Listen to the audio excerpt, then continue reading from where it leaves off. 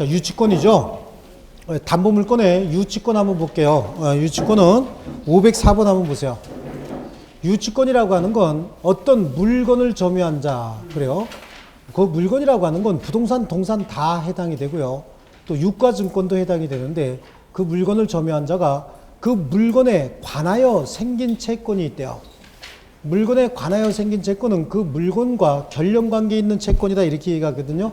그 물건에 관하여 생긴 채권이 있을 때 그 채권을 모두 변제받을 때까지 목적물 인도 거절하면서 계속 점유할 권리를 유치권이다 이렇게 얘기하거든요. 자, 그러다 보니까 504번에 보시면 유치권의 성립 요건이자 존속 요건인 유치권자의 점유는 직접 점유든 간접 점유든 관계없다. 하지만 그러니까 목적물을 점유한 자가 목적물로부터 발생한 채권이 있을 때 그 채권을 모두 변제받을 때까지 목적물 인도 거절하면서 계속 점유할 권리가 유치권이거든요. 그러니까 유치권은 뭘 해야 된다 그랬어요? 점유를 해야 되는데 이 점유 방식은 직접 점유도 있고요. 간접 점유도 관계없어요.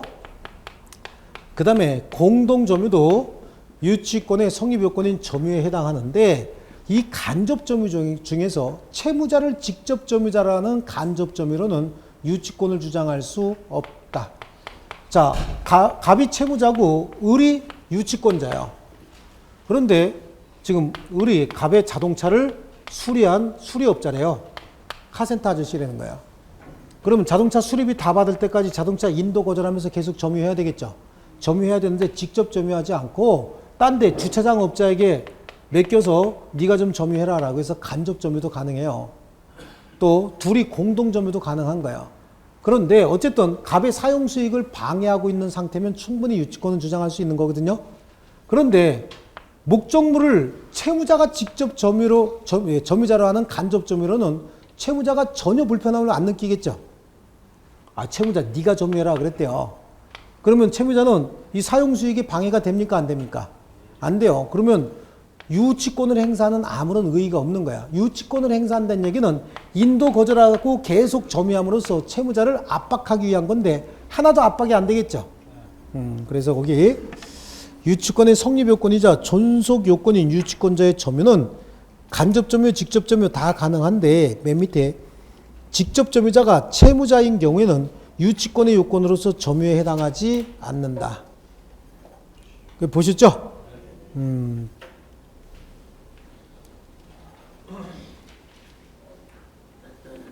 자, 그거 보고요. 507번 한번 볼게요. 임차인이 비용상환 청구권에 관한 유치권을 행사하기 위하여 종전대로 부동산을 사용하는 것도 보존에 필요한 사용이라 할 수 있고 여기까지는 좋죠. 자, 목적물의 임대차가 끝났대요. 근데 임차인이 목적물에 지출한 필요비나 유익비가 있대요. 필요비나 유익비는 유치권의 피담보 채권이 되는 거죠. 그런데 목적물이 유치권을 행사하면서 임차인이 유치권을 행사하면서 목적물을 인도 거절하고 계속 점유하고 있대요.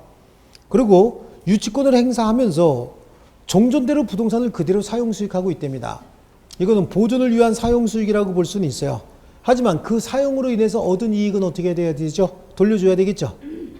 그래서 그 사용 이익을 부당이득으로서 상환할 의무가 있는 것은 별 문제로 하더라도 불법 행위로 인한 손해배상 책임은 없다. 왜 불법 행위는 성립하지 않는 거예요? 유치권자는 목적물 점유할 권리가 있어요, 없어요? 있습니다. 그러니까 유치권자가 유치권 행사하면서 목적물 점유해서 사용 수익한다라고 하는 건 보존을 위한 사용으로 보기 때문에 불법 행위는 성립하지 않습니다. 다만 그 사용으로 인해서 이 얻은 이익이 있으면 어떻게 돼야 돼? 돌려줘야 되겠죠? 이건 부당이득이 된다.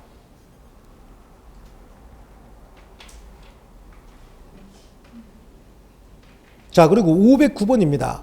건물 점유자가 건물의 원시 취득자에게 그 건물에 관한 유치권이 있다 하더라도 건물의 존재와 점유가 토지 소유자에게 불법 행위가 되고 있다면 그 유치권으로 토지 소유자에게 대항할 수는 없다. 이건 또 무슨 소리냐? 그죠? 자. 토지 소유자는 갑이고요.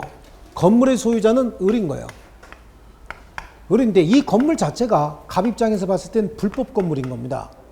그렇다는 얘기는 갑의 동의도 없이 건물 지었다 그런 얘기죠. 그런데 건물을 지은 을이 병에게 인테리어 공사를 맡긴 거예요. 그래서 병이 인테리어 공사 열심히 했습니다. 열심히 이거 공사했어요. 근데 을이 돈을 안 줘.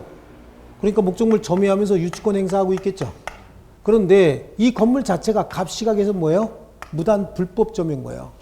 그렇다고 한다면 갑은 어떻게 지상물 철거 청구할 수 있겠죠.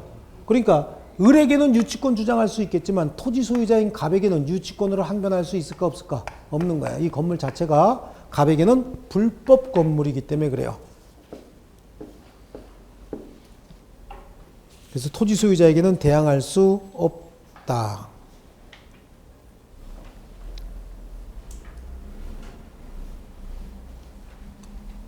자, 그리고 510번 보고서 나머지 이제 저당권으로 넘어갈게요. 부동산의 경매 개시 결정의 기입 등기가 격려되어 압류의 효력이 발생한 후라면 이후에 부동산의 점유를 이전받아 유치권을 취득한 채권자라 하더라도 기입 등기의 격려 사실을 과실 없이 알지 못했다는 사정을 내세워 유치권으로 경매 절차의 매수인에게 대항할 수는 없다. 이러한 법리는 경매로 인한 압류의 효력이 발생하기 전에 유치권을 취득한 경우에는 적용되지 않는다. 자, 유치권자는 목적물 인도 거절하면서 계속해서 점유할 권리만 있거든요. 그런데 유치권의 성립이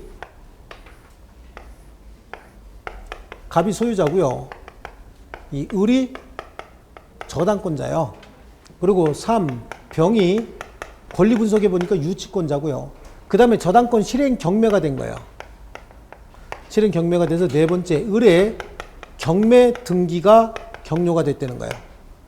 그러면 먼저 이루어진 저당권, 먼저 성립한 저당권에 의해서 경매가 이루어지는 경우에도 유치권자는 경매 개시 등기 또는 경매 기입 등기 전에만 유치권을 취득했으면 경락인에게 대항할 수 있어요. 그래서 경매에 의해서 정이라고 하는 자가 경락을 받았대요. 이 경우에 유치권으로 여기다 대항할 수 있는 거예요. 그런데 문제는 유치권의 취득이 똑같은 관계인데 갑이 소유자고 이 을이 저당권자고 3. 을의 경매 개시 기입 등기가 경매 등기가 기입이 되고요. 네 번째 병이 유치권을 취득을 했고 다섯 번째 경락이 됐다는 거예요. 그래서 정이 경락을 받았대요. 이때는 이 유치권 가지고 경락인에게 대항할 수 없다는 거죠. 그러니까 유치권 가지고 경락인에게 대항할 수 있느냐 없느냐 기준 시점은 경매 개시 기입 등기보다도 유치권이 빠르냐 늦냐 그 차이인 거죠. 그래서 경매 결정 등기 또는 경매 개시 기입 등기 전에 유치권을 취득했으면 선순위 저당권에 의해서 경매가 이루어지는 경우에도 경락인에게 대항할 수 있는데 경매 개시 기입 등기 이후에 유치권을 취득한 경우에는 어떠한 경우에도 경락인에게 대항할 수 없습니다. 요거만 좀 잘 좀 구분해 두세요. 법조문 말고 판례로 나오면 이게 가장 어려운 부분이에요. 자, 그 다음에 513번 저당권 한번 볼게요. 512번하고 이렇게 연결해서요. 저당권이다라고 하는 건 돈을 빌려줬대요. 그러면 그 돈을 원활하게 돌려받기 위해서 뭐 할 수 있어요? 담보를 제공해달라고 할 수 있겠죠. 그래서 여기서 저당권을 설정을 했대요. 이 저당권을 설정을 할 때 이쪽에 있는 사람을 저당권 설정자라고 얘기하고요. 여기를 뭐라고 불러요? 저당권자라고 얘기하거든요. 그럼 저당권 설정자는 채무자가 직접 저당권 설정해 줄 수도 있죠. 근데 채무자가 알그지래. 알그지면 부동산 없다 그런 얘기죠. 그럼 누구? 친구, 병 불러다가 네가 좀 담보 좀 제공해라 그럴 수 있겠죠. 그래서 이렇게 담보를 제공할 수도 있다. 그러니까 저당권 설정자는 누가 될 수도 있고 채무자가 될 수도 있고 제3자가 될 수도 있는 거예요. 이걸 뭐라고 불러요? 물상보증인, 집안에선 암 이렇게 부르죠. 집안의 암. 민법에서는 물상보증인 이렇게 불러요. 그러니까 저당권 설정자는 채무자도 될 수 있고 제3자도 될 수 있는데 자, 저당권자는요. 저당권자는 누구만 돼야 되는 거예요? 채권자만이 저당권을 가질 수 있어요. 이걸 부종성의 원칙상 피담보 채권이 없으면 담보 물권도 뭐가 돼야 돼? 무효가 돼야 되잖아요. 부종성의 원칙상 채권자만이 저당권자가 될 수 있는데 이제 문제는 을이 갑한테 돈을 빌려줬고 저당권을 설정하기 전에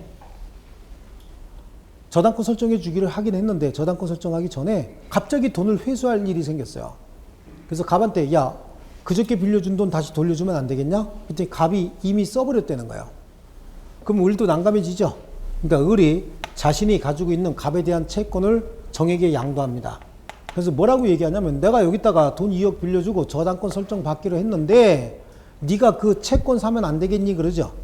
그러면 정이 돈이 필요해? 그럼 내가 1억 8천에 살게. 이렇게 얘기하죠. 그래서 조건을 붙입니다. 그 대신 내 이름으로 직접 저당권 설정해줘. 라고 얘기를 하는 거예요. 원래 저당권은 채무자 또는 물상보증인이 을에게 저당권을 설정해주고 그 다음에 을이 저당권을 이전해줘야 되죠. 근데 굳이 설정해주고 이전해줄 필요 있어요? 없어요?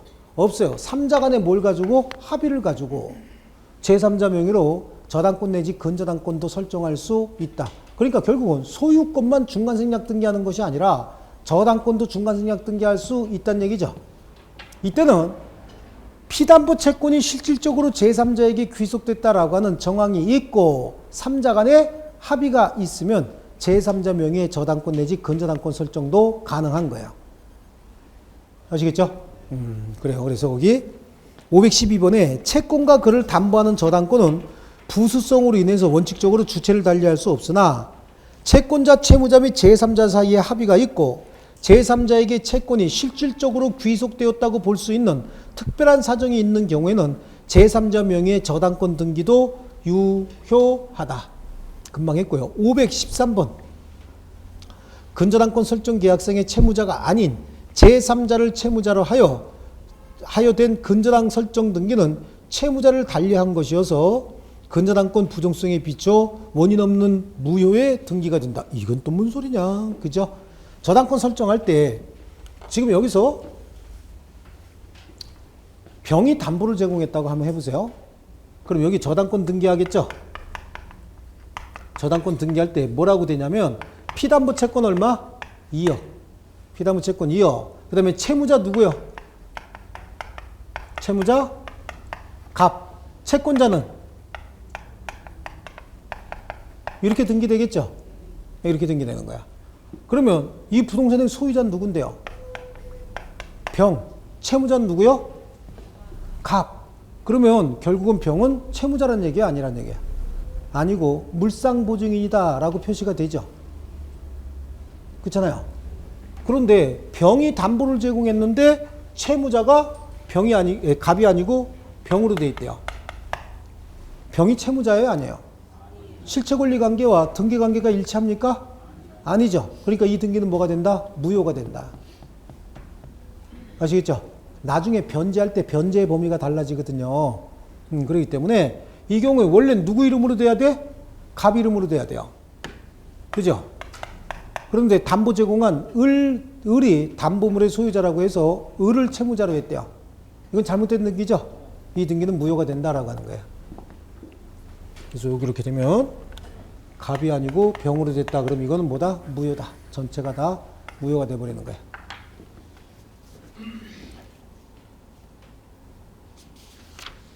자, 나머지는 앞에서 좀 한 것들이고요.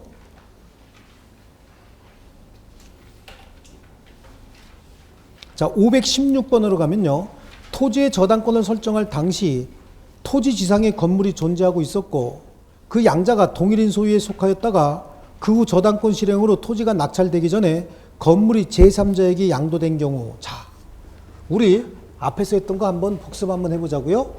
법정지상권이 설정이 될 때 366조의 법정지상권은 동일인 소유의 토지와 건물이 있었고 이런 상태에서 여기 저당권이 설정되거나 여기 저당권이 설정이 됐다가 그 이후에 권리관계 변동이 돼도 관계없다가 저당물 경매가 이루어졌대죠. 경매가 이루어져서 토지 소유자와 건물의 소유자가 달라지면 법정지상권 설정해 준 것으로 본다 이렇게 얘기를 했죠. 자, 거기서 한번 볼게요. 토지의 저당권을 설정할 당시 516번이에요. 당시 토지 지상에 건물이 존재하고 있었고 그 양자가 동일인 소유자에 속하였다가 저당권 실행으로 토지가 낙찰되기 전에 건물이 제3자에게 양도가 됐대요. 그러니까 경매 실행되기 전에 토지에 대한 소유권이 어떻게 돼? 다른 사람으로 바뀌었다 그런 얘기죠. 바뀌었다가 나중에 저당물 경매로 토지 소유자와 건물의 소유자가 바뀌어지면 이때도 법정지상권은 성립하는 거야. 중간에 어떠한 권리관계의 변화가 있든 이건 따지지 않습니다. 결론은 뭐예요? 저당물 경매 결과 토지 소유자와 건물의 소유자가 달라지면 무조건 법정지상권 성립하는 겁니다. 아시겠죠? 중간에 소유자가 10번이 바뀌었대. 중간에 소유자가 10번이 바뀌었대. 이런 거 따져요, 안 따져요? 안 따져. 중간에 소유자 10번 바뀌면 관습법상 법정지상권에 문제 생길 수는 있어요. 매매하고 막 그랬으면. 근데 결론은 저당물 경매가 있었느냐 없었느냐. 저당물 경매 결과 토지 소유자와 건물의 소유자가 달라졌느냐 안 달라졌느냐. 이게 중요한 겁니다. 그래서 거기 제3자에게 양도된 경우에도 이와 같은 경우에 건물을 양수한 제3자는 민법상 366조의 법정지상권을 취득한다 이렇게 되어 있죠. 저당물 경매가 있었느냐 없었느냐 이게 가장 중요한 거고요. 자, 그리고 521번으로 한번 갑니다. 채무자의 채무액이 근저당 채권 최고액을 초과하는 경우에 채무자 겸 근저당 설정자가 그 채무의 채권 최고액과 지연 손해금 및 집행비용만을 변제하였다면 채권 전액의 변제가 있을 때까지 위 근저당권의 말소를 청구할 수 없다. 근저당은 또 뭐고 저당은 또 뭐냐? 근저당 또 나왔죠? 근저당 알고 계시죠? 계속적 거래 관계로 인해서 발생하는 불특정 다수의 채권을 담보하기 위해서 설정하는 저당권을 근저당이다. 근은 뿌리근이다 라고 얘기했어요. 그래서 계속해서 증감 변동하는 불특정 다수의 채권을 하나의 저당권으로 담보하기 위한 것이다. 그러니까 지금 채권액은 확정되어 있지 않습니다. 일반 저당권의 가장 큰 특징은 채권액이 확정되어 있죠. 근데 여기는 계속적 거래 관계로 채권이 증감 변동할 거 아니냐고요.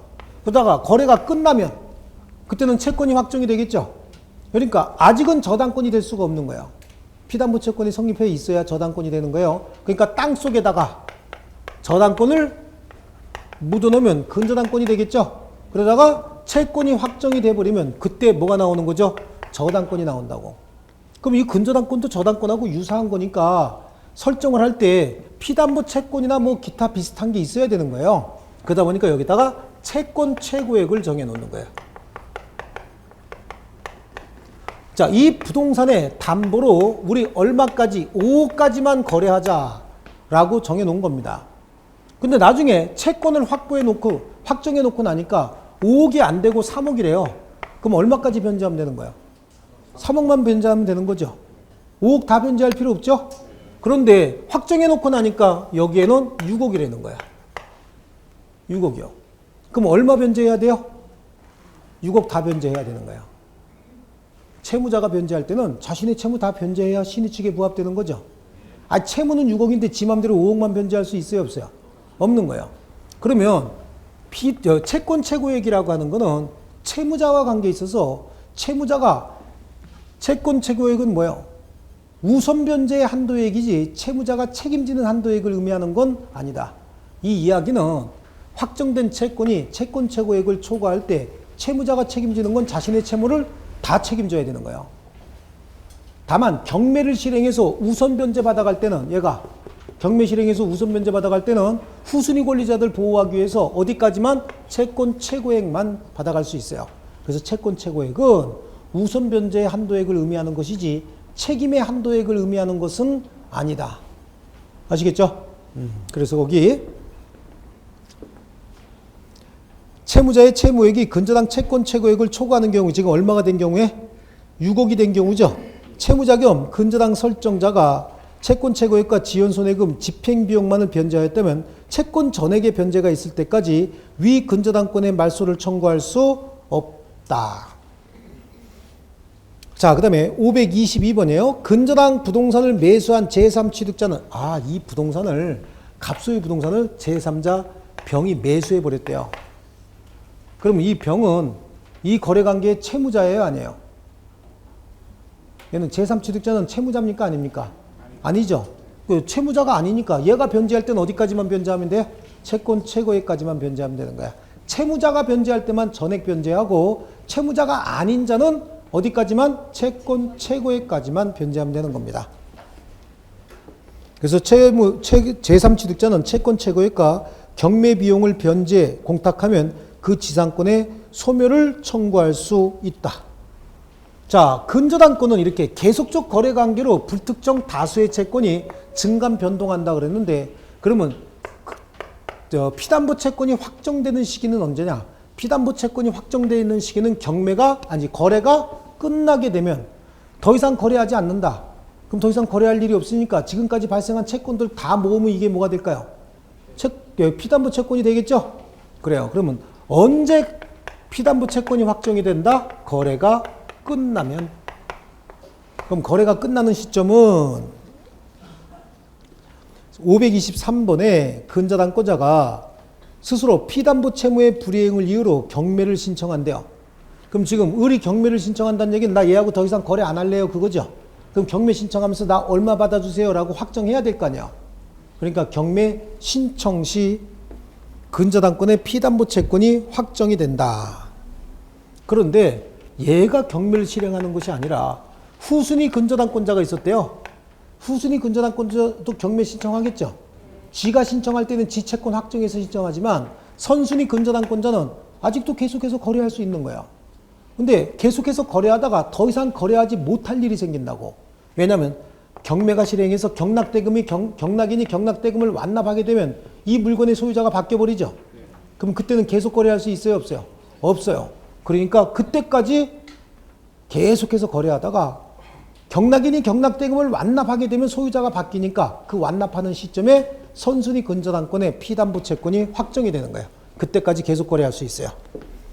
그래서 후순위 근저당권자가 경매를 신청한 경우에 선순위 근저당권의 피담보 채권은 그 근저당권이 소멸하는 시기, 즉 경락인이 경락대금을 완납한 때 확정된다고 보아야 한다.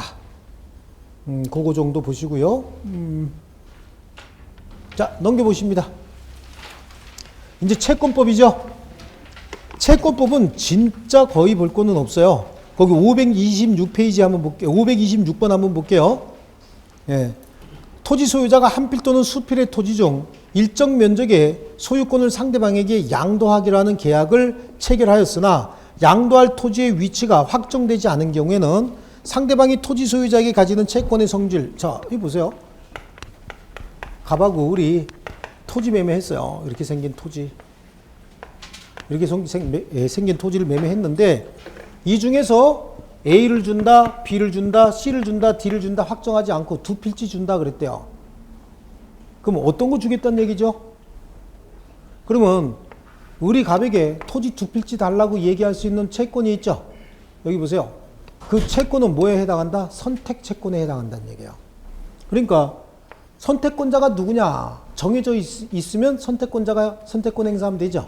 선택권자가 정해져 있지 아니한 경우에는 채무자가 선택하면 되잖아요. 그러면 A, B, C, D 중에서 두 필지 준다. 그럼 누가요? 얘가 이거하고 받아가잖아. 이렇게 할 수 있겠죠. 그 채권의 성질은 뭐가 된다? 선택 채권이 된다. 그거 526페이지 하고요. 자, 530페이지 보시면 530번 참. 그래, 지쳤나 봐요. 그죠? 네. 530번.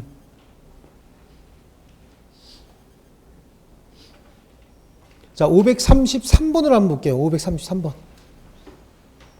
자, 임대차 계약의 기간이 만료된 경우에 임차인이 임차 목적물 명도할 의무와 임대인이 보증금 중 연체차임 등 당해 임대차에 관하여 명도시까지 생긴 모든 채무를 청산한 나머지 반환할 의무는 서로 동시이행 관계에 있다. 그거 당연한 거죠. 임대차가 끝나면 임차인은 임대인에게 뭐 돌려줘야 되죠? 예? 임차인은 목적물 돌려줘야 되겠죠? 임대차가 끝났대요. 기간 만료 등으로 소멸했대. 그러면 얘는 이거 목적물 돌려줘야 될 거 아니에요? 이때 임대인은 임차인에게 보증금 반환해줘야 되죠? 그럼 이 보증금 반환할 때 얘 차임 연체된 거 있대요. 그럼 까 안 까? 까야 되죠? 예, 말하고 까 그냥 까? 그냥 까요. 확 까요. 예, 그냥 까버리는 거야. 그래서 특별한 의사표시 없이 그냥 공제돼 버리는 거예요. 임대차 존속 중에는 연체 차임, 보증금으로서 연체 차임에 충당할 때는 임대인은 깔 수 있어 없어? 까요. 이때는 말하고 까. 근데 임대차가 종료되면 당연히 그냥 까요. 그래서 이따가 할 거야. 이때는 말하고 깐다. 이때는 확 깐다. 그냥 까요. 그래서 당연히 명도시까지 생긴 모든 채무를 청산한 나머지를 반환할 의무가 서로 동시 이행 관계에 있다.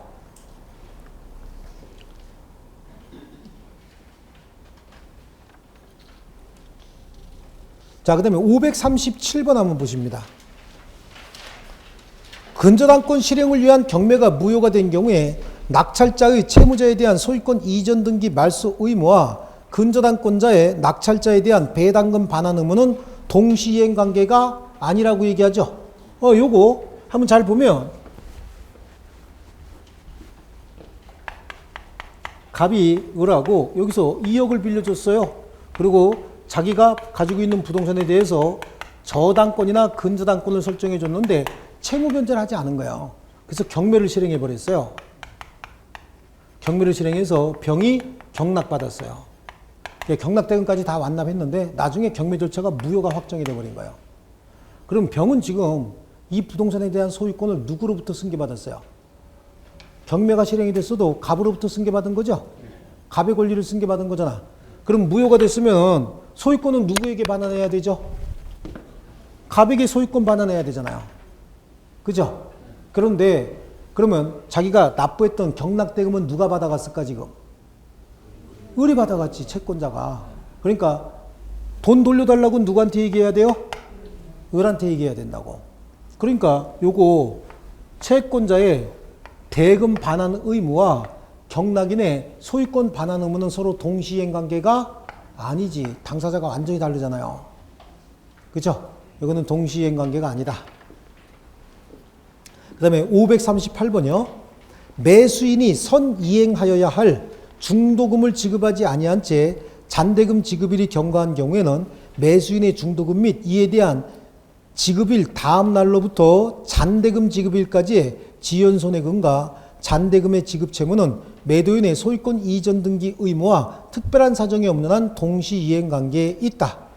그때부터 매수인이 위 중도금을 지급하지 아니한 데 대한 이행 지체의 책임을 지지는 않는다. 이 동시이행의 항변권이라고 하는 건 쌍무계약 특유의 효력이에요. 쌍무계약은 매매계약이 가장 대표적인 쌍무계약인데 양 당사자가 서로 대가적 의미의 채무를 부담하기로 하는 계약을 쌍무계약이라고 얘기를 합니다. 그래서 갑하고 을이 갑소유 부동산에 관해서 매매계약을 체결했습니다. 매매계약을 체결했고 이때 이행해 주기로 했대요. 그러면 매도인 갑은 매수인에게 목적물 인도하고 등기 관련 서류를 교부해 줘야 되겠죠. 그리고 매수인은 매도인에게 매매 대금을 지급해야 될 거 아니냐고요. 이 관계가 서로 무슨 관계죠? 동시에 이행해야 되는 관계인데 동시에 이행해야 된다는 얘기는 갑이 이행 제공하지 않고 이행 청구하게 되면 을이 동시이행의 항변권을 행사하면서 자신의 채무를 이행 거절해도 된다는 얘기예요. 이행하지 않아도 된다 그 얘기죠. 반대 마찬가지예요. 을이 자신의 채무 이행 제공하지 않고 청구하게 되면 갑이 동시이행의 항변권을 가지고 있기 때문에 갑은 자신의 채무를 이행 제공하지 않아도 이행 지체 책임은 지지 않는다. 그런데 한 사람이 이행 제공했대요. 그러면 동시이행의 항변권 행사할 수 있어요 없어요? 없습니다. 그러면 이쪽에서 이행 지체 책임을 져야 되죠? 이행해야 됩니다. 이행하지 않으면 이행 지체 책임을 져야 되는데 이행 제공은 계속되어야 되는데 이행 제공이 중단이 됐대요. 그럼 갑자기 동시이행의 항변권이 생겨서 이행 제공하지 않아도 지체 책임은 발생하지 않는다. 이게 우리가 보통 거래하면서 매매에서 굉장히 많이 착각하는 게 매도인이 자 매매했고요. 계약금 줬고 잔금 주기로 한 날 전날 여기 전화가 온 거예요. 전화 와서 내일 잔금 받기로 했는데 잔금이 준비가 안 되니까 일주일만 좀 연기해 주시죠 라고 얘기합니다. 그럼 여기서 뭐래요? 그러세요? 그럴까요? 그럼 무슨 지금 와갖고 그런 소리 하고 있어. 그리고 뭐 이런 걸 전화로 얘기해. 전화로 얘기 못할 게 뭐 있어. 만나서 얘기할 건 다 전화로도 할 수 있죠. 근데 무슨 대단히 중요한 것도 아닌데 무슨 그런 걸 전화로 얘기하냐고 큰 소리 치면서 내일 중개업소로 와. 그럼 10시까지 뵙겠습니다. 그래서 얘는 9시 반에 가죠. 근데 여기는 10시에 와, 안 와. 10시 15분에 와요. 좀 늦게 오죠. 와가지고 툴툴 거리면서 의자에 앉아요. 앉아, 뭐 어떻게 됐다는 거요? 이렇게 얘기하죠. 그럼 중개업자가 그럽니다. 커피 한잔 하실래요? 그럼 커피 말고 그 냉수나 주셔. 그러죠. 거기서 커피요? 그러면 왜? 화 안 난 거야. 화가 났으면 냉수 갖고 오셔. 그러죠. 예, 그래요. 그리고 냉수를 벌컥벌컥 마시면서 눈도 안 마주쳐. 그럼 이쪽에서 돈이 준비가 안 돼가지고요. 죄송하게 됐습니다. 그럼 이쪽에서 뭐래요? 그 사람이 왜 일을 그렇게 하지? 이러면서 반말 조금 트죠. 여기서 보니까 지도 등기 관련 서류 안 갖고 왔어. 오늘 이행하기로 한 날인데. 그럼 여기서 고개 숙이고 있다가 갑자기 고개를 들죠. 뻗쩍 들면서 지도 이행 제공 안 해놓고 큰 소리 치고 있어. 이렇게 되죠. 이행 제공하지 않았으면 이쪽에서 뭐요? 동시행의 항변권 있잖아. 그러니까 이행 제공하지 않아도 이행 지체에 빠지지 않는 거죠. 그러면서 갑자기 배를 내밀면서 어이 그 똑바로 앉아봐. 이러고서 태도가 바뀝니다. 그러면서 이거 봐라. 너 여기 조금만 기다려. 그러고 가서 등기 관련 서류를 들고 와요. 그러면 동시행의 항변권이 있어 없어? 없잖아. 그럼 이행 지체에 빠지는 거죠. 이제 고개 수그려야지. 아이고 죄송하게 됐습니다. 라고 얘기하는 거예요. 그럼 길길이 뛰다가 뭐라 그래요? 열심히 뛰어다녔으니까 지금 어떻게? 땀이 식으면서 화도 싹 풀리는 거예요. 그리고 언제 된다고? 일주일 있다가 됩니다.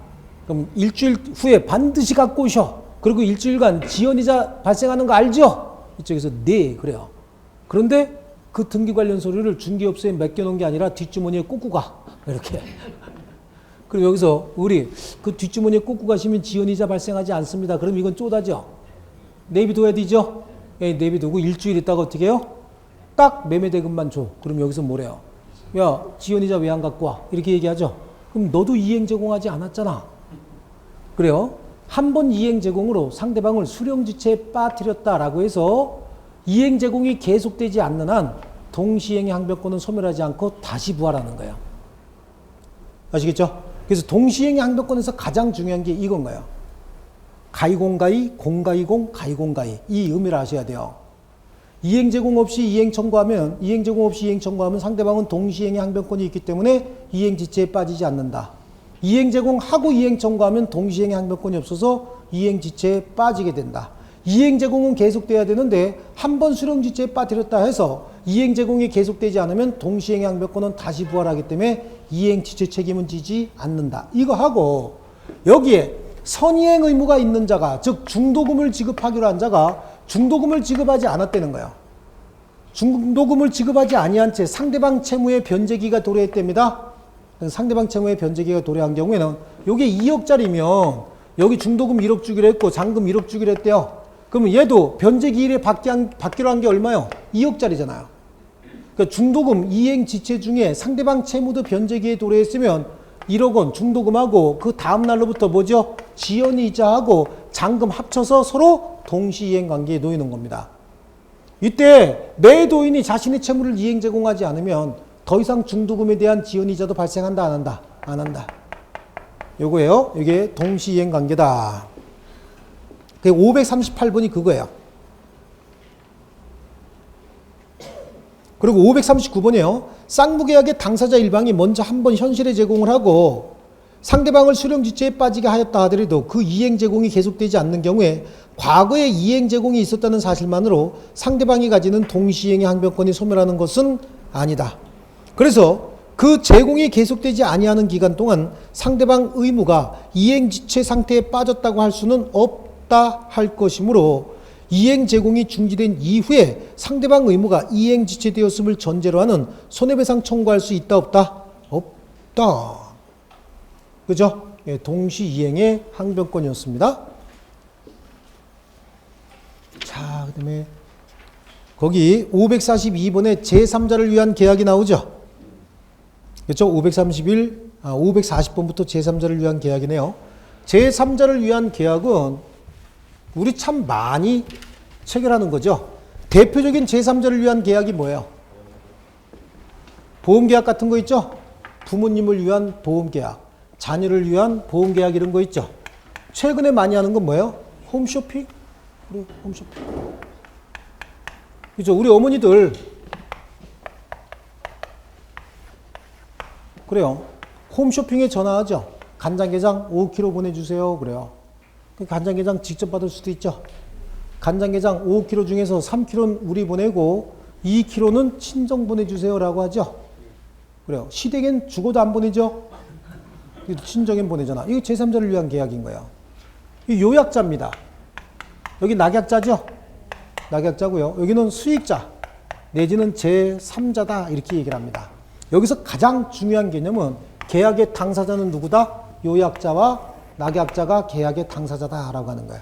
그럼 요약자와 낙약자가 계약의 당사자면 계약을 성립시킬 수 있는 자, 계약의 효력을 발생시킬 수 있는 자, 계약을 변경하거나 계약이 소멸하게 되면 서로 청산 내지는 정산의 의무가 있는 자도 누구죠? 요약자와 낙약자인 거예요. 그럼 제3자는 처음부터 계약에 포함되어 있는 자지 제3자 의사 여부에 따라서 계약의 효력이 발생하거나 계약이 성립하는 건 아니다. 그러니까 가장 중요한 개념이 이거예요. 계약을 성립시킬 수 있는 자 누구라고요? 요약자와 낙약자. 계약의 효력을 발생시킬 수 있는 자도 요약자와 낙약자. 계약을 변경시킬 수 있는 자도 요약자와 낙약자. 계약이 소멸하게 되면 그 다음에 청산 내지는 정산의 의무도 요약자와 낙약자 사이에만 있어야 되는 거예요. 그러면 제3자가 수익의 의사표시를 했대. 지금 갑이 을에게 이렇게 얘기해요. 야, 내가 가지고 있는 자동차가 있는데 자동차 네가 사고 그 자동차 대금은 나한테 줄 것이 아니라 여기다 갖다 줘라. 그런 거야. 미리 아마 갑이 병한테 줄 돈이 한 500만 원 있었나 봐요. 근데 갑이 자동차로 받으면 안 되겠니? 그랬더니 자동차가 3대나 있대요. 그럼 팔아야 되겠죠? 파는데 돈을 나한테 주지 말고 어디를 줘라? 이쪽을 줘라. 그러면 갑은 병에 대한 채무자 맞죠? 줄 돈이 있었으니까 채무자고 갑의 채무를 누가 인수했어요? 을이 인수했잖아요. 근데 면책적 채무 인수가 아니라 병존적 채무 인수인 거야. 두 사람의 계약으로 했잖아요. 그러니까 갑의 병에 대한 채무가 소멸한 거 아니죠? 갑의 병에 대한 채무는 을이 병에게 채무를 변제해야 소멸하는 거죠. 그러면 을이 채무를 변제하기 전까지는 갑의 채무 남아있죠? 남아있고 을의 채무도 생겼죠? 을도 변제할 채무가 생겼잖아요. 그래서 병존적 채무인수, 이게 제3자를 위한 계약의 가장 전형이다. 두 사람의 관계가 무슨 관계죠? 대가관계. 이 사람의 관계는 보상관계. 여기의 관계는 무슨 관계죠? 수익관계. 가장 중요한 관계가 이 관계예요. 기본관계다라고 얘기를 합니다. 그래서 잘 보기 그래요. 잘 봐야 되죠? 그래서 보상관계, 기본관계. 대가관계는 둘 사이에 어떠한 관계가 대가관계예요? 이건 뭐 무슨 관계인지 따질 필요도 없어요. 부적절한 관계도 관계없어. 오빠 동생 관계인 경우에도 아무 관계 없습니다. 제3자를 위한 계약에 영향을 전혀 미치는 관계가 아닌 거야. 아시겠죠? 그리고 가장 중요한 관계는 이거라고 얘기했죠. 보상관계에 흠결이 있대. 이런 것도 있어요. 오빠, 나 종아리 굵어졌어. 왜? 요즘에 전철 타고 다니니까 힘들어서 그런가 봐. 가슴 아파, 안 아파? 아프죠? 그럼 어떻게 돼? 렌트카 빌려줘야 되죠? 예, 렌트카 빌려주는데 매월 30만 원씩 보낼 테니까 렌트카 보내라. 그럼 렌트카 일로 보낼 거 아니에요. 이것도 제3자를 위한 계약이겠죠. 이렇게 이제 계약을 많이 체결합니다. 자, 그러면 기본관계 30만 원씩 와야 렌트카 보낼 거 아니에요. 매월 30만 원이면 어떤 거 정도 타요? 최소한 타이코는 타죠. 전설의 명차 타이코는 보내주죠. 그래요. 그래 이거 보내기로 했대. 그럼 얘가 타이코 보낸다고 나한테 이런 시 안 받아 그럴 수도 있죠. 수익을 거절해버려요. 이건 안 받을 거야. 그럼 제3자를 위한 계약이 성립해야 하네요. 성립한다고 얘 의사와는 전혀 관계없이 한다고 여기다 다 써놓고 물어보고 있잖아. 시험에 맨날 이렇게 물어보는 거예요. 제3자가 수익을 거절하게 되면 제3자를 위한 계약은 성립해야 하네요. 성립한다죠. 다만 효력은 발생해야 하네요. 한다고 여기 써놨잖아. 얘 의사와는 전혀 관계없이 맨날 물어봐도 맨날 틀리는 거야 이게. 여러분들이. 그러니까 머릿속에 가장 중요한 개념은 뭐다? 계약의 당사자는 얘들이고 얘네들 의사에 의해서만 성립하고 효력이 발생하고 변경되고 그런다는 얘기예요. 그리고 자, 갑과 을 간에 기본 관계가 유효한 상태에서 급부를 하자마자 계약이 취소가 돼버렸어요. 급부를 했는데 아니면 계약이 해제가 돼버렸다고. 그럼 계약이 소멸해버렸다 그런 얘기잖아요. 그럼 급부물 반환 청구할 수 있어요 없어요? 금방 급부했는데 계약이 취소가 됐다고. 그러면 급부물에 반환을 청구할 수 있느냐 없느냐? 반환 청구할 수 없지. 계약이 끝나면 청산 정산도 누구끼리 해야 돼요? 둘끼리 해야 된다니까. 얘는 계약의 당사자가 아니요. 그냥 처음부터 계약에 포함되어 있는 자고 계약 체결할 당시에 반드시 확정되어 있거나 특정되어 있을 필요도 없는 자예요. 이 개념이 가장 중요해요. 누가 계약의 당사자다? 얘네들이. 성립이나 효력 발생, 변경, 소멸 내지는 청산도 전부 둘 사이에 이루어져야 돼요. 이게 기본 이론을 수업해서는 안 되는 건데 이거 하고 있죠. 자, 그리고 540번에 부동산 매매하면서 중도금 및 잔금을 매도인의 채권자에게 직접 지급하기로 약정. 이거예요. 부동산 매매하면서 얘 매도인이잖아요. 매매대금을 이 매도인의 채권자 병에게 직접 지급하기로 하는 약정, 제3자를 위한 계약이다 이렇게 얘기하죠. 예, 이런 병전적 채무 인수에 해당한다. 또 낙약자가 제3자에 대한 채권에 대하여 채무를 면제하는 계약도 제3자를 위한 계약에 준하는 것으로 효력이 있다. 542번은 제3자를 위한 계약의 당사자가 아닌 수익자는 계약의 해제권이나 해제를 원인으로 한 원상회복 청구권이 있다고 볼 수 있다 없다? 없다. 왜요? 계약의 당사자가 아니다라고 얘기했죠. 그 다음에 543번 제3자를 위한 계약관계에서 낙약자와 요약자 사이의 법률관계. 낙약자와 요약자 사이의 법률관계가 누구요? 요 두 사람 사이의 법률관계죠.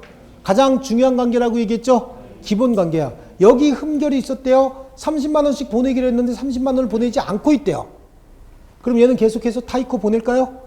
안 보내겠죠. 그러면 수익관계에 영향을 미치는 거고 이 수익관계를 급붙드는 이행관계라고 하는데 또 반대로 타이코를 보내라고 30만 원씩 보내주고 있는데 안 보내고 있어. 어저께부터 자전거 보내. 그러면 수익관계에 영향이 생겼죠. 그럼 뭐죠? 기본관계, 보상관계, 계약 해지할 수도 있고 취소할 수도 있는 거예요. 그래서 서로 간에 영향을 미치는 거고 이거는 영향을 미치지 않는다. 얘네 사이에 흠결이 생겼다. 둘이 이놈 저놈하고 싸웠대. 멱살 잡고 그걸 의리봤대요. 야, 쟤네 오빠 동생 사이에 싸우네. 내일 아침에 차 보내야 돼 말아야 돼? 보내야 되죠. 얘들끼리 싸운 것만 갖고 지가 차 안 보내고 이렇게 판단하면 안 되는 거예요. 싸우다가 갑자기 화해하면서 진하게 뽀뽀하고 끝났대. 그건 모를 거 아니야. 골치 아파지죠? 그러니까 무조건 보내야 된다고. 그래서 제3자를 위한 계약관계 543번에서 낙약자와 요약자 사이의 법률관계를 이루는 계약이 무효되거나 해제된 경우에 청산은 계약의 당사자인 낙약자와 요약자 사이에 이루어져야 하고 낙약자는 계약 해제 등에 기한 원상회복 또는 부당이득을 원인으로 제3자에게 반환을 구할 수 있다 없다? 없다. 그래요. 가장 중요한 거고 계속해서 시험에 나오는 건 이거예요. 아시겠죠? 네, 요거. 자, 그리고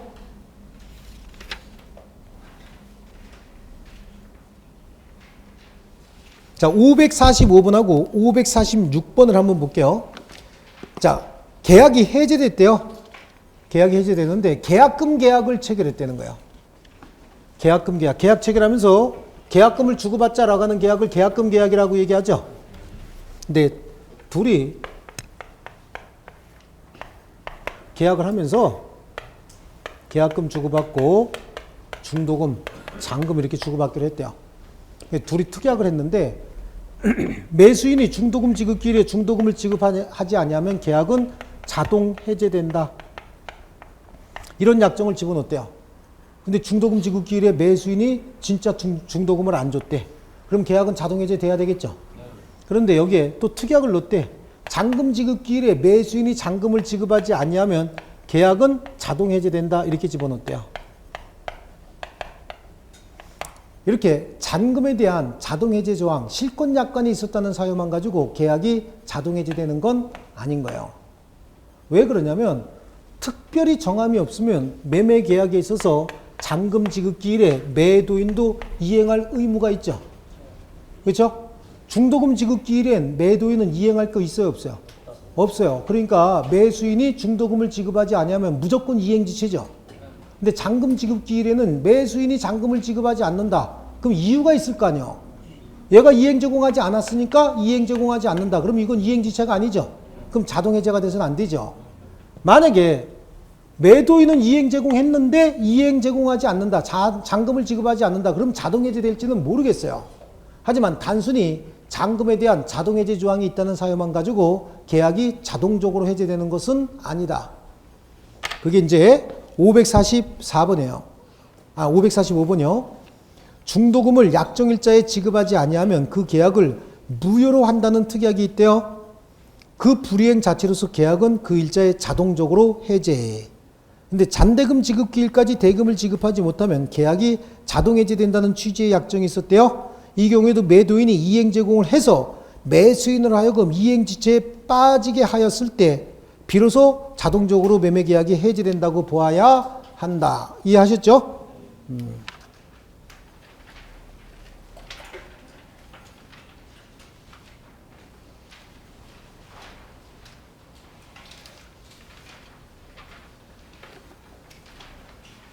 자, 그 다음에 549번이요. 계약이 해제되면 계약 이행으로 변동이 생겼던 물건은 당연히 그 계약이 없었던 원상태로 복귀한다죠. 계약이 해제되면 이전됐던 소유권은 자동적으로 전 소유자에게 자동 복귀되는 거예요.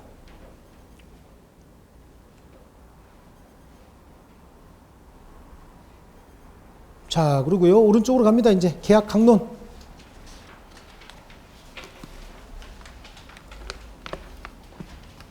자, 계약 강론에 있어서 이제 계약금 계약이에요. 이 계약금 계약이다라고 하는 건 매매 계약의 종된 계약이죠. 하지만 매매 계약과 완전히 독립된 계약을 계약금 계약이다 이렇게 얘기를 합니다. 여기다 담아놨구나. 갑하고 을이 갑소유 부동산에 관해서 매매 계약을 체결해요. 중도금, 잔금 이렇게 주기로 했대요. 그 매매 계약을 체결하고 중도금, 잔금 이렇게 주기로 했으면 계약은 성립했죠. 반드시 계약금을 줘야 되나요? 계약금을 주지 않아도 매매 계약은 쌍무 계약이고 낙성 계약이에요. 유상 계약이면서 낙성 계약이죠.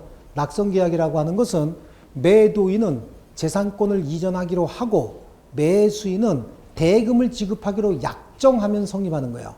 이것도 시험에 나온 게 이렇게 나왔어요. 매도인은 재산권을 이전하고 매수인은 대금을 지급함으로써 성립한다. 맞아서 틀렸어요. 틀렸죠? 그죠? 매도인은 재산권을 이전하기로 하고 매수인은 대금을 지급하기로 약정함으로써 성립하는 거예요. 낙성계약이기 때문에. 근데 거기서 하기로 하고 빼면 틀린 거예요. 매도인은 재산권을 이전하고 매수인은 대금을 지급함으로써 성립한다. 그런 건 틀린 겁니다. 아시겠죠? 이론 강의 너무 하고 있다. 자, 그런데 계약을 체결하면서 중도금 지급기일에 중도금이 잘 들어올지 잔금 지급기일에 잔금이 잘 들어올지 잘 모르겠죠. 그래요. 좀 불안하잖아. 그러니까 미리 계약 체결하면서 계약금을 좀 받아요. 계약금을 받는데 계약금 계약을 별도로 하는 거예요. 우리 여태까지 계약금 계약 별도로 했어요? 안 했어요? 해왔죠? 여태까지 우리는 계약금 계약 별도로 해온 거예요. 근데 우리가 인식을 못하고 있을 뿐인 거예요. 잘 모르고 있어서 그렇지 실제로는 계약금 계약 해왔습니다. 어떻게 했을까요? 보통 매매계약 체결하면서 3억짜리 매매계약 체결하면 그냥 3천만 원 무조건 줘요? 계약금? 그러니까 3억짜리 하면 10% 그냥 3억이요? 3천 이래? 이렇게 해왔어요? 과감하게? 아닐 거 아니에요. 3억짜리 매매계약 체결하면서도 계약금을 줘야 되나 말아야 되나 물어본 적이 있어요? 없어요? 그냥 없이 그냥 무조건 3억? 3천 이래 줬어요? 아닐 거라고. 계약금 어떡할 거냐고 물어봐요. 그럼 10% 할 거냐, 5% 할 거냐, 아니면 20% 할 거냐 이런 얘기 오고 가죠. 그게 뭐냐면 계약금에 관한 계약인 거예요. 그래서 이건 낙성 계약이지만 계약금 계약은 요물 계약이에요. 당사자 간에 계약금을 지급하자라고 하는 합의가 있고 그에 따라서 뭐가 있어야 되는 거죠? 급부가 있어야 성립하는 계약이다. 그래서 이걸 뭐라 그래요? 요물 계약이다 라고 하는 거야. 그래야 이때 비로소 어떻게 한다? 성립하는 거예요. 아시겠죠? 계약금을 10% 주자고 합의했어요. 그런데 급부는 5%만 했대. 계약금 계약 성립했어? 안 했어요? 안 했죠? 예. 그런데 나중에 나머지 5%는 다음 주에 주기로 했대요. 그럼 다음 주에 나머지 5% 받아야 계약금 계약이 성립하죠?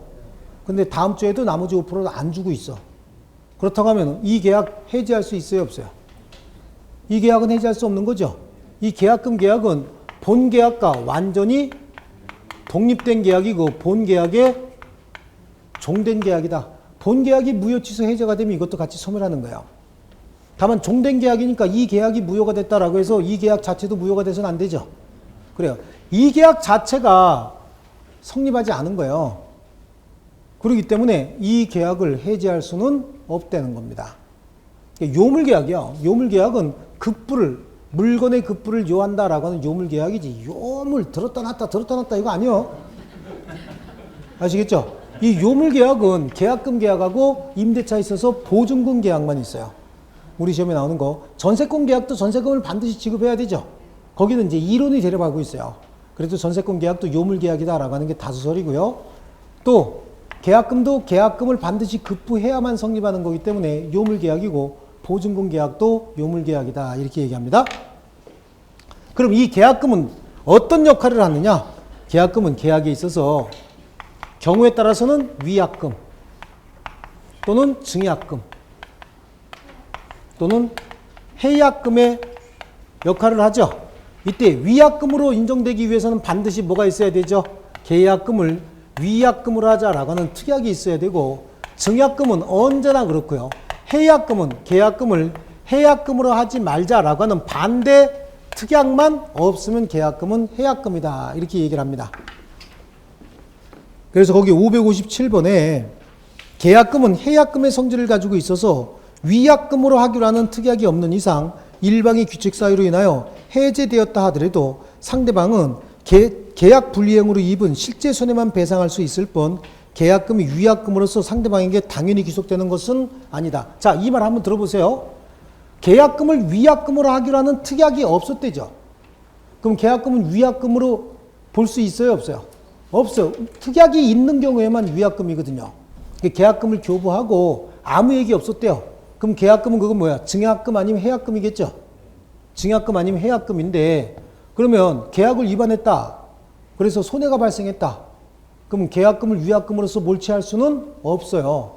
위약금으로 하기로 하는 특약이 없었기 때문에 몰취할 수 없는 거고 그때는 어떻게? 손해를 입증해서 손해배상을 청구해야 되는 거예요. 아시겠죠? 예, 요거.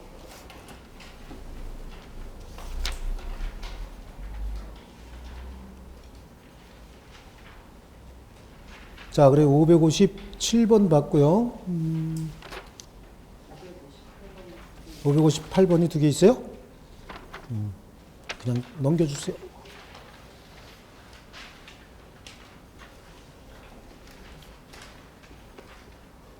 자, 그리고요. 559번 한번 볼게요. 자, 계약금을 해약금으로 해서 계약을 해지하려면 당사자 중 일방이 이행에 착수해야 됩니다. 당사자 중 그 누구라도 계약금을 해약금으로 해서 계약을 해지하려면 당사자 중 일방이 이행에 착수하기 어떻게? 전까지 해야 되는 거예요. 당사자 중 그 누구라도 이행에 착수한 바가 있으면 계약금을 해약금으로 해서 계약을 해지할 수 없는데 계약금을 해약금으로 계약을 해지할 때는 계약금을 교부한 자는 계약금을 어떻게 하고요? 포기하고 계약금을 수령한 자는 그 계약금에 배액을 상환하고 계약을 해지하는 거죠. 그럼 계약금을 포기하거나 계약금에 배액을 상환하고 해지하려면 언제까지? 당사자 중 누구라도 이행에 착수하기 전까지만 하는 거예요. 그래서 매도인이 계약금에 배액을 상환하고 계약을 해지하고자 할 때는 현실적으로 배액을 상환해 줘야 되는 거죠. 근데 매수인이 계약금을 교부한 자가 계약금을 포기하고 계약을 해지하려면 포기의 의사표시만 있어도 이미 계약금이 여기 가 있죠. 그러니까 포기의 의사표시만 있으면 돼요. 근데 이쪽에서는 포기하기 위해서는 계약을 해지하기 위해서는 배액을 현실적으로 이행 제공해야 되는데 갑이 배액을 현실적으로 이행 제공하기 위해서 을을 만나갖고 배액을 이렇게 주면서 야 계약을 해지할게. 그랬더니 얘가 귀를 막고 뛰쳐나가. 몰라 그러면서 나는 못 들었다 그러고 뛰어나갑니다. 그럼 이 해약금을 공탁해야 되냐? 공탁할 필요까지는 없다는 겁니다. 언제든지 받아갈 수 있는 객관적인 상태 이행 제공만 해놓으면 되는 거예요. 전화하면 되죠. 언제든지 받아가 은행에 통장에 놔뒀다라고 통지만 해주면 되는 거예요. 그래서 559번에 565조 제1항에서 얘기하는 당사자의 일방이라는 것은 매매 쌍방 중 어느 일방을 지칭하는 것이다. 그래서 매수인이 중도금을 이미 지급했대요. 그 매수인이 중도금을 지급했다는 얘기는 일방이 이행에 착수했다 그런 얘기죠. 이미 이행에 착수한 이상 매수인은 계약금을 포기하고 매매계약을 해지할 수는 없다. 또 560번 매매 당사자 간에 계약금을 수령하고 수수하고 계약 해제권을 유보한 경우에 매도인이 계약금의 배액을 상환하고 계약을 해지하려면 계약 해제의 의사표시 이외에 계약금 배액의 이행 제공이 있으면 족하고 상대방이 수령하지 않는다 하여 이를 공탁할 필요는 있다 없다? 없다. 자, 계약금 다 받고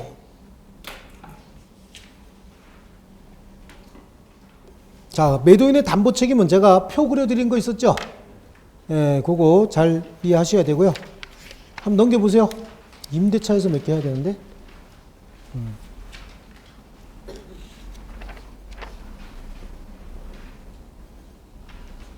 자, 101페이지에 570번 한번 봅니다.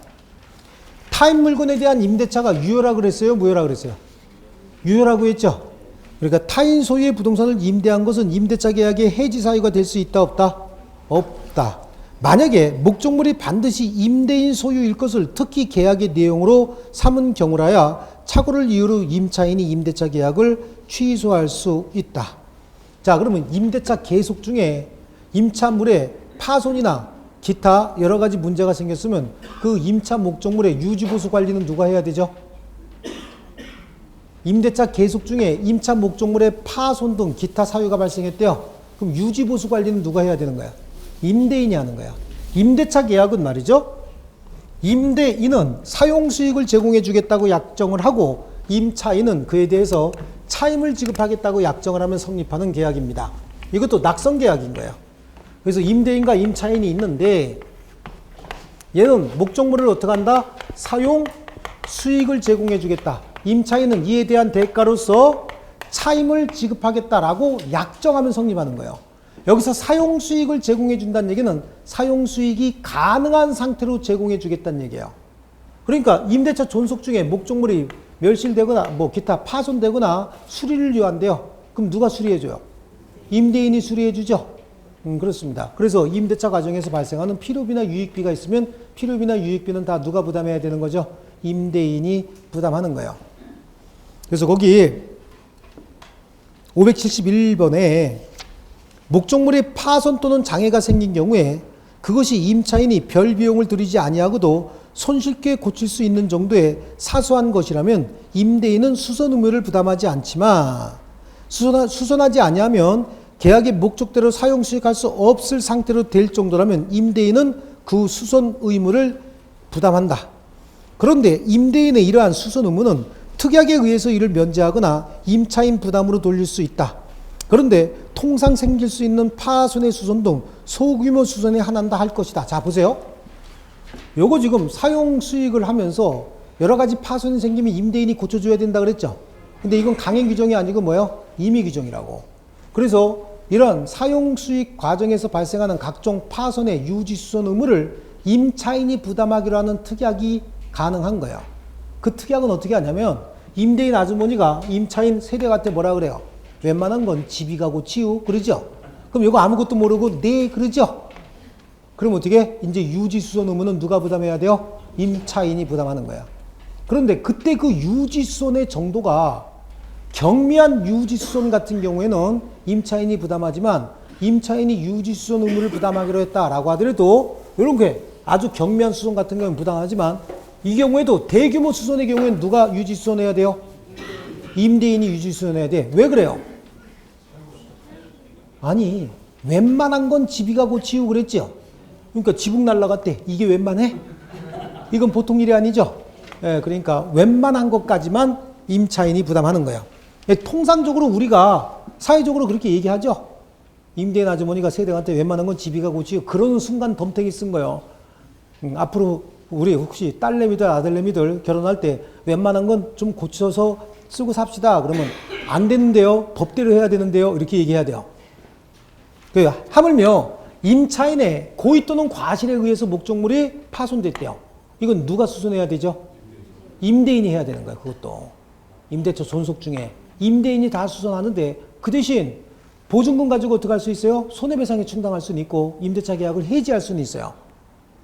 그래서 임대차 존속 중에 발생하는 모든 유지수소는 다 원칙적으로 누구요? 임대인이 해야 된다.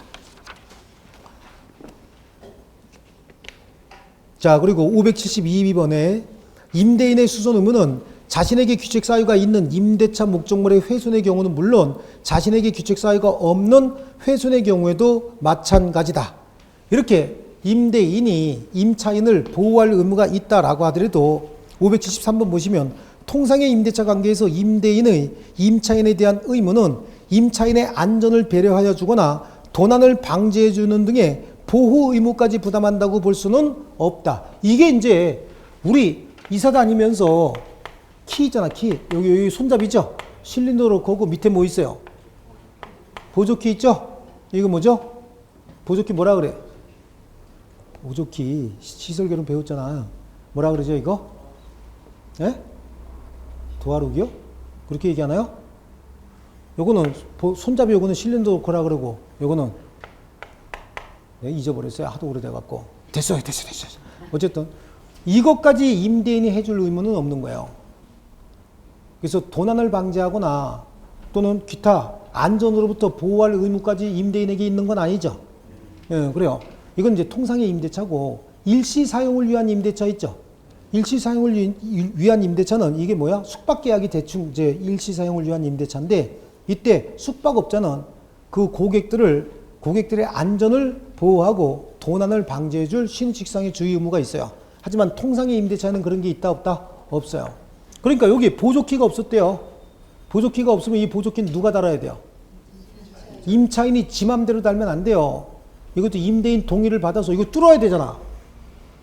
그죠? 이거 뚫고 해야 된다고. 이걸 가지고 막 배짱 부리는 사람이 있어요. 아니 이사 갈 때 이거는 보조키가 얼만데 이거 줘야지 라고 하면 임대인이 뛰어가 그러죠? 그럼 뛰어가야 돼. 임대인이 와서 뚫렸다 야. 그럼 어떻게 해야 되는 거예요 이거? 철판 갈아줘야 돼요. 큰 소리 칠 게 아니야 임차인이. 이거는 판례가 명시돼 있어요. 도난 방지해줄 의무까지 임차인에게 있는 건 아니다. 안전을 도모해줄 의무까지 있는 건 아니다죠. 그러니까 집이 두 채 있는 사람 눈이 왔대. 눈이 오면 자기 그 새놓은 집에 가서 눈 쓸어 안 쓸어? 안 쓸어요. 뭘 쓸어줘 그걸. 만약에 그것까지 해주면 우린 다 임차인으로 살아야지. 그죠? 안 쓸어. 하지만 숙박업자들 호텔 같은데 눈 막 쏟아지고 계단에 눈 쌓이면 호텔 직원들 나와서 그거 막 쓸죠.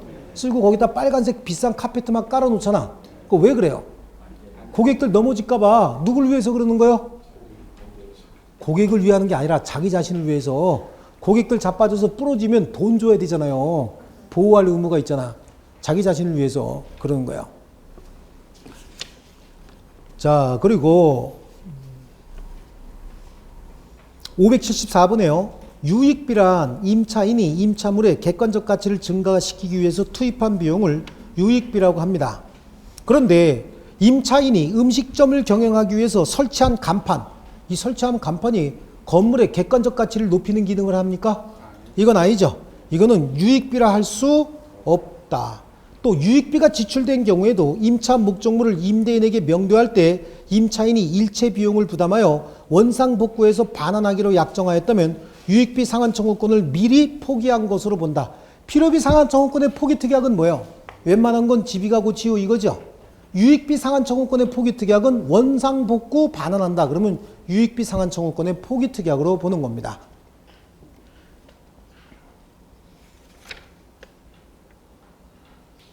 자, 그 다음에요. 토지 임대차에 있어서 지상물 매수 청구권에 관한 건데요. 토지 임대차에서 토지 임대차가 기간 만료로 종료가 됩니다. 기간 만료로 종료가 되는데 지상 건물이 있대요. 그럼 임차인은 임대인에게 계약의 갱신을 청구하죠.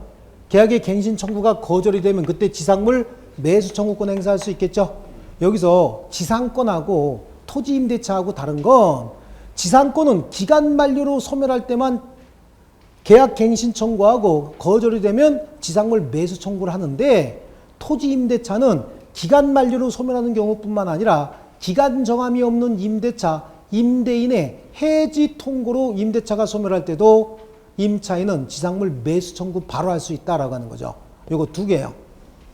그래서 거기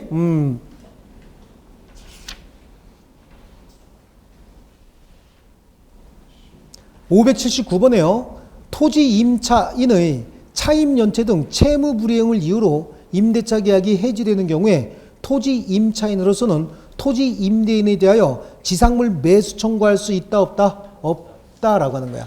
딱 두 가지라 그랬죠. 기간 만료로 소멸하거나 임대인의 해지 통고로 소멸할 때만 지상물 매수 청구권 행사할 수 있어요. 나머지는 지상물 매수 청구권 행사할 수 없는 겁니다. 또 이때 이 지상 건물은 지상물 매수 청구하기 위해서는 반드시 적법하거나 유효한 합법적인 건물일 필요 없어요. 등기가 돼 있을 건물일 필요도 없습니다.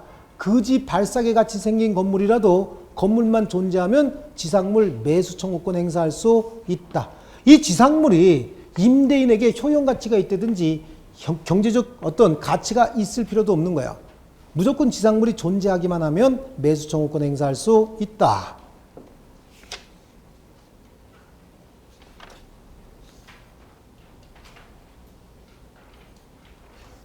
자, 그 다음에 586페이지 한번 볼게요. 586번. 임대인의 지위양도, 임대차가 있는 과정에서 임대인이 임대차가 끝나기 전에 목적물을 병에게 양도했대요. 그럼 이게 이제 주택 임대차하고 헷갈리면 안 되는 거예요. 임차권은 채권이에요, 물권이에요? 채권이죠. 그러니까 채권 갖고 소유권을 새로이 취득한 병에게 대항할 수 있다, 없다? 대항할 수 없는 겁니다. 아시겠죠? 채권은 당사자 사이에만 효력이 있죠. 그런데 새로운 임대인이 새로운 소유자가 전 소유자로부터 임대인의 지위를 승계하는 계약을 체결했대요. 이 경우는 얘가 새로운 임대인이 될 수 있겠죠. 이때는 보증금 반환 채무는 면하게 되고 얘가 보증금 반환 채무를 부담하게 되는데 임차인 입장에서 봤더니 갑은 보증금 잘 주는 놈인데 이놈은 죽어도 안 주는 놈이요. 이 경우엔 승계되는 임대차를 어떻게 할 수 있어? 거절해 버릴 수 있어요. 상당한 기간 내에 이의를 제기함으로써 승계되는 임대차로부터 벗어날 수도 있다. 자, 그래서 거기 586번에 임대인의 지위 양도는 임대인과 신소유자와의 계약으로만 그 지위의 양도를 할 수 있다 할 것이나 임차인이 원하지 아니하면 임차인은 곧 이의를 제기함으로써 승계되는 임대차 관계에서 구속을 면할 수 있고 임대인의 임대차 관계도 해지할 수 있다. 그렇죠? 그러니까 나는 얘는 싫어. 얘는 싫으니까 너하고 임대차 관계 계속 할 거고 만약에 이게 계속 유지가 되기 어려우면 어떻게 해라? 임대차 계약 해지하고 보증금 돌려달라고 얘한테 얘기할 수 있다고. 그 보증금 주고도 안 주는 인간들 있죠? 예. 아주 독사들이 있어요. 자, 그 다음에 588번이에요. 588번. 부동산 임대차에 있어서 수수된 보증금은 차임 채무, 목적물의 멸실, 훼손 등으로 인한 손해배상 채무 등 임대차에 따른 임차인의 모든 채무를 담보하는 것으로서 피담보 채무 상당액은 임대차 관계 종료 후 목적물이 반환될 때 특별한 사정이 없는 한 별도의 의사표시 없이 보증금에서 당연히 공제가 된다. 특별히 의사표시하지 않아도 공제가 된다 그 얘기겠죠? 그 다음에 589번에 임대차 계약 종료 전에 연체 차임이 공제 등 별도의 의사표시 없이 임대차 보증금에서 당연히 공제되는 것은 아니고 어떻게 한다? 공제 의사표시는 해야 한다. 자, 보세요. 임대차 존속 중에 차임을 안 내고 있대요. 그럼 보증금에서 차임의 변제 충당할 수 있다 없다? 있다. 보증금에서 차임의 변제 충당을 할 건지 말 건지는 임대인이 선택해서 할 수 있어요. 그렇죠? 그리고 임대차가 종료가 되면 당연히 공제가 되는 거죠. 별도의 의사표시는 없어요. 임대차 존속 중에 보증금으로서 연체 차임에 충당하기 위해서는 임차인에게 공제해야 됩니다. 네가 맡겨놓은 보증금으로 내가 연체 차임에 충당하겠다라고 통지해 줘야 되는 거야. 근데 임대차가 종료되고 나면요. 특별히 통지 없이 당연히 공제하고 잔액만 돌려주면 되는 겁니다. 다만 여기서 임차인은 보증금의 존재를 이유로 차임 지급을 거절할 수 없는 거예요. 그러니까 임대차 존속 중에 보증금이 있다. 그럼 보증금으로서 연체 차임에 충당하는 거 임대인은 할 수 있죠. 임대인은 연체 차임에 충당할 건지 아니면 보증금을 별도로 청구할 건지 선택할 수 있어요. 하지만 임차인은 보증금의 존재를 이유로 연체 차임의 지급을 거절할 수 없다. 쉽게 얘기하면 임대인은 깔 건지 안 깔 건지 알아서 할 수 있어요. 하지만 임차인은 임대인에게 까 못하는 거야. 아시겠죠? 예, 임대인이 깔 때도 존속 중에는 말하고 까야 되죠. 그리고 끝나면요 그냥 까요. 조용히 깝니다. 아시겠죠? 그래서 보증금은 제일 중요한 게 그거야. 까느냐 못 까느냐. 그래서 임대인은 깐다. 하지만 임차인은 까 못한다죠. 임대인이 깔 때 존속 중엔 말하고 까죠. 끝나곤 그냥 확 깝니다. 아시겠죠? 그래서 거길로 해서 끝내겠습니다. 네, 고생 많이 하셨어요.